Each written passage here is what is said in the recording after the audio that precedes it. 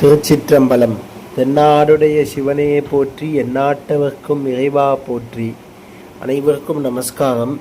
இன்னைக்கு மயிலாப்பூர் சப்தஸ்தான ஸ்தலங்கள்.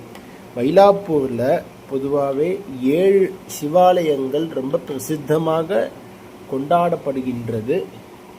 அதில் 7 ஸ்தலங்கள் காரணீஸ்வரர், மல்லீஸ்வரர், விருபாட்சீஸ்வரர், வாலீஸ்வரர், தீர்த்தபாலீஸ்வரர், வெள்ளீஸ்வரர், கபாலீஸ்வரர்னு இதில் இந்த சப்தஸ்தான ஸ்தலங்களில் 4வதாக விளங்கக்கூடியது அருள்மிகு பிரியநாயகி உடனாய அருள்மிகு வாலீஸ்வர பெருமானின் திருக்கோவிலாகும். இன்னைக்கு வாலீஸ்வர பெருமானின் திருக்கோவிலின் ஸ்தல புராணம், ஸ்தல விசேஷம், அந்த சுவாமியின் சிறப்பும், வாலிக்கும் இந்த கோவிலுக்கும் என்ன சம்பந்தம் என்றும், இந்த திருக்கோவிலில் 18 ஆண்டுகளுக்கு பிறகு 2007க்கு பிறகு இன்று 23 நவம்பர் 2025 விஸ்வாவசு வருஷம் கார்த்திகை மாதம் 6ஆம் தேதி அன்று காலை ஜீர்ணோத்தாரண அஷ்டபந்தன மகா கும்பாபிஷேகமானது 6 கால யாகசால பூஜைக்கு பின்பு வெகு விமரிசையாக நடந்து முடிஞ்சித்து. இந்த வாலீஸ்வரர் திருக்கோயிலானது கபாலீஸ்வரர் கோயிலின் உபகோயிலாக விளங்குகிறது. இப்போ இந்த ஸ்தலத்தை பத்தி இன்னைக்கு நாம சிந்திப்போம். வாலீஸ்வரர் அருள்மிகு பிரகநாயகி உடனாய அருள்மிகு பிரகதாரண்யேஸ்வர சுவாமி திருக்கோவில். இந்த திருக்கோவில் மயிலை எல்லைக்காளியான அருள்மிகு கோலவிழி பத்ரகாளி அம்மனின் ஆலயத்திற்கு அருகாமையில் அமையப்பெற்றுள்ளது. முன்னொரு சமயம் திரேதாயுகத்தில் ராமாயண காலத்தில் நடந்த ஒரு நிகழ்வை இப்போ நாம் சிந்திப்போம். வாலி, அதாவது கிஷ்கிந்தையின் ராஜாவாக இருந்தவன் வாலி. அந்த வாலியின் தாயாரானவள் மிகச்சிறந்த ஒரு சிவபக்தை ஆவாள். அவள் ஒரு சமயம் இந்திரனை நோக்கி தபஸ் செய்து கொண்டிருந்த போது இந்திரன் தன் முன்னே தோன்றி ஒரு வரம் கேள் என்று கேட்கவே அவள் கேட்கிறாள், தனக்கு ஒரு மகன் பிறக்க வேண்டும், அவன் சிறந்த சிவபக்தியில் விளங்க வேண்டும் என்று வரன் கேட்க, அது மட்டுமல்லாமல் அவன் சிவபூஜையில் முழுமையாக தன்னை ஈடுபடுத்தி கொள்ள வேண்டும் என்று அந்த வாலியின் தாயார் வேண்டவே அதற்கு வரன் கொடுத்த இந்திரன் அதே சமயத்தில் வாலி பிறக்கவே அவன் சிறுவயது முதலேயே சிறந்த சிவபக்தியாக விளங்கினான். தனக்கு தனது தாயாரை குருவாக விளங்கினாள். அப்பொழுது தினமும் வாலி சிவபூஜை செய்வதை வழக்கமாக கொண்டிருந்தான். மேலும் சகல சாஸ்திரங்களையும் கற்கட்டோடு மிகுந்த பலம் நிறைந்தவனாகவும் இருந்தான் வாலி. சிவபூஜையில் தன்னை ஈடுபடுத்தி கொண்டான். சுற்றும் சூழலும் எல்லாவற்றையும் மறந்து ஈசனே தனக்கு கதி என்று அந்த வாலி சிவபூஜையில் தினமும் திளைத்திருந்தான். இதை கண்டு அவனது தாயார் அவன் மீது மிகுந்த மகிழ்ச்சி அடைந்தாள். தனது தாயாரின் அறிவுரைக்கு ஏற்ப நிறைய சிவாலயங்களுக்கு சென்று சிவபக்தியில் ஈடுபட்டு சிவபூஜையில் ஈடுபட்ட வாலி கடைசியாக மயூராபுரி க்ஷேத்திரம், காசிக்கு நிகரான கைலைக்கு நிகரான மயிலைக்கு வாலி எழுந்தருள்கிறார். இந்த மயிலாப்பூரானது காசிக்கு நிகரான ஸ்தலம்.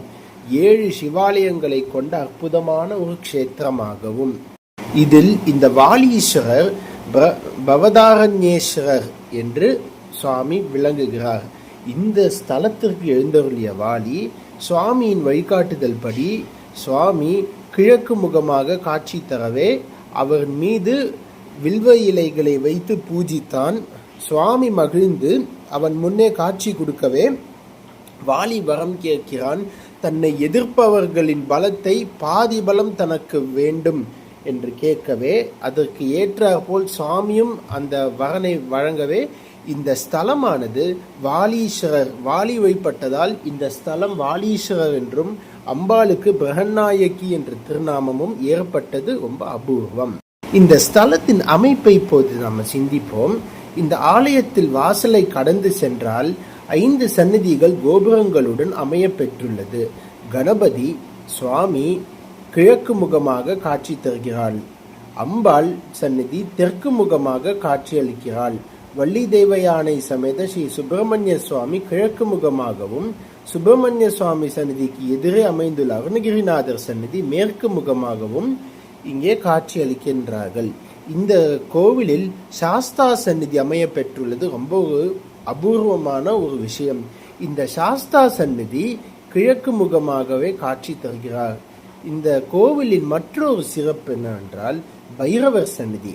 பைரவர் தெற்கு முகத்தில் காட்சியளிக்கிறார். இந்த பைரவர் தெற்கு முகமாக காட்சி தரவே கோலவிழி பத்ரகாளி அம்பாள் மேற்கு முகமாக காட்சி தருகிறாள்.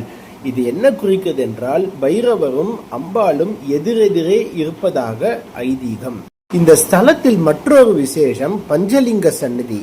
இங்க சுவாமிக்கு மொத்தம் 5 முகங்கள்: சத்யோஜாத்தம், வாமதேவம், தத்புருஷம், அகோரம், ஈசானம். இதை குறிக்கும் வகையில் 5 திக்பாகத்தில் 5 பஞ்சலிங்கங்கள் சுயம்புவாக இங்கே தோன்றியுள்ளன. அந்த பஞ்சலிங்க சந்நிதி இந்த ஸ்தலத்தில் விசேஷமாக அமையப்பெற்றுள்ளது. இந்த பஞ்சலிங்க சந்நிதியின் கோபுரத்தை பார்த்தால் காசி விஸ்வநாதரின் மூலவர் கோபுரத்தை உணர்த்தும் வகையால் அதே கட்டமைப்பில் இங்கே அமையப்பெற்றுள்ளது மற்றொரு அதிசயம். இந்த திருக்கோவிலில் சனீஸ்வர சந்நிதி மேற்கு முகமாகவும் ஆஞ்சநேய சந்நிதி கிழக்கு முகமாகவும் அமையப்பெற்றுள்ளது. மூலவர் சந்நிதியின் வெளிப்புற சுவற்றில் கணபதி, தட்சிணாமூர்த்தி, லிங்கோத்பவர், பிரம்மா, துர்கை ஆகியோர் வீற்றிருந்து அருள்பாலிக்கின்றனர். சூரியன், சந்திரன் தனி சந்நிதியில் அமையப்பெற்றுள்ளன. சந்தான குரவர்கள், அதாவது மெய்கண்ட சிவம், அருள்நந்தி சிவம், மறைஞான சம்பந்த சிவம், உமாபதி சிவம் ஆகியோரின் சந்நிதியும் இந்த திருக்கோயிலில் அமையப்பெற்றுள்ளது. மூலஸ்தானத்தில் சுவாமிக்கு அருகாமையில் அர்த்த மண்டபத்தில் வாலி சுவாமியை வணங்குவது போல் ஒரு தோற்றத்தில் இங்கே காட்சியளிக்கின்றார்கள். இந்த ஸ்தலத்தில் மற்றொரு சிறப்பு, இந்த ஸ்தலத்தில் விநாயகப் பெருமான் பால விநாயகராக அழைக்கப்படுகிறார். விநாயகப் பெருமானின் பீடத்தில் கீழ் சிவலிங்க ஆவுடையார் காணப்பெறும்.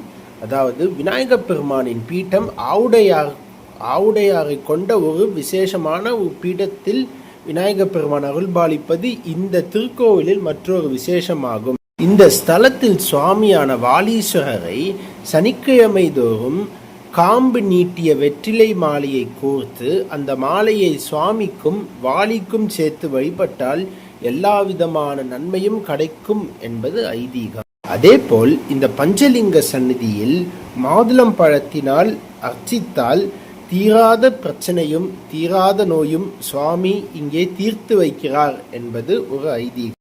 இந்த ஸ்தலத்தில் முக்கியமான திருவிழாவாக வைகாசி பௌர்ணமி தினத்தன்று மாலை சுவாமிக்கும் அம்பாளுக்கும், அதாவது பிரியநாயகிக்கும் வாலீஸ்வரருக்கும் திருக்கல்யாணமானது நடைபெற்று வீதி உலாவும் நடைபெறுகின்றது. அதேபோல் மகாகந்த சஷ்டி முடிந்தவுடன் வள்ளி தேவசேனா திருமணமும் சுவாமி திருவீதி உலாவும் நடைபெறும். அதேபோல் கபாலீஸ்வர சுவாமியின் 63 விழா அன்று இந்த திருக்கோவிலின் சந்திரசேகர சுவாமி கபாலியின் திருமாடு வீதியில் எழுந்தருளி அனைவருக்கும் காட்சியளிக்கிறார். இந்த திருக்கோவிலில் பிரதோஷம், பௌர்ணமி மற்றும் இதர விசேஷங்களும் நடைபெறுகின்றன. இன்னைக்கு கும்பாபிஷேகமாகி 30 நாட்களில் மண்டலாபிஷேகமானது இந்த திருக்கோவிலில் பூர்த்தி அடைய போகிறது. டிசம்பர் 22, 2025க்குள் அனைவரும் போய் இந்த வாலீஸ்வரரை தரிசனம் செய்து வாழ்க்கையில் பயனடையுமாறு கேட்டுக்கொள்கிறோம். சிவாய நம.